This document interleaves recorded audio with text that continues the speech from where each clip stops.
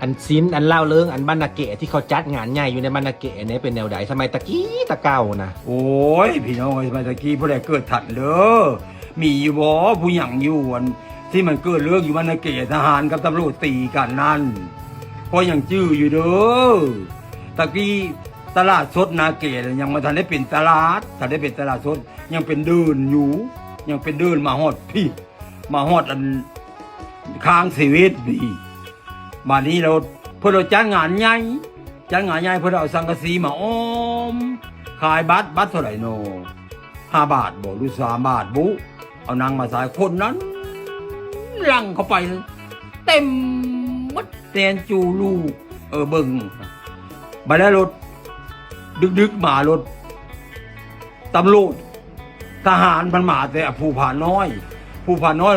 เป็นค่ายทหารใหญ่ทหารภูผาน้อยนั่นมาเที่ยวงานรถตำรวจตีตีทหารนะโอ้ตำรวจ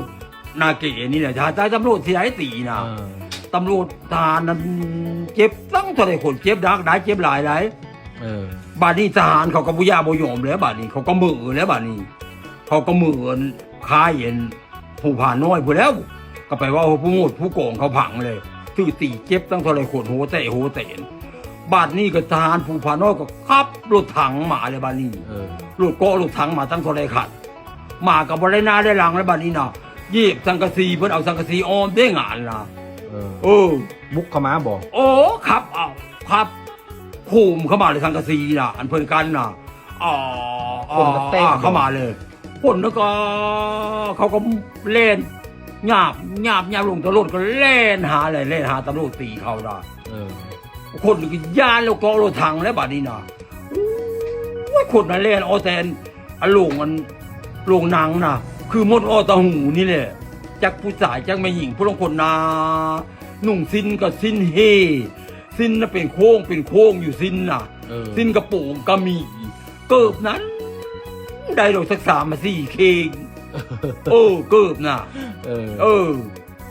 อันกางเกงไหนก็มีพี่น่ะจ้องกันดึงกันน่ะส่วนมากน่ะผ้าถุงเลยสิ้นเนาะคนตะกี้นุ่งสิ้นเนาะมีแต่สิ้นบัดนี้บักพิจาน่ะคนบ้านหนองสะเก้านี่บักพิจาน้องหมีไอ้ถีมมันอยู่วันจนสีพ้นถุงผู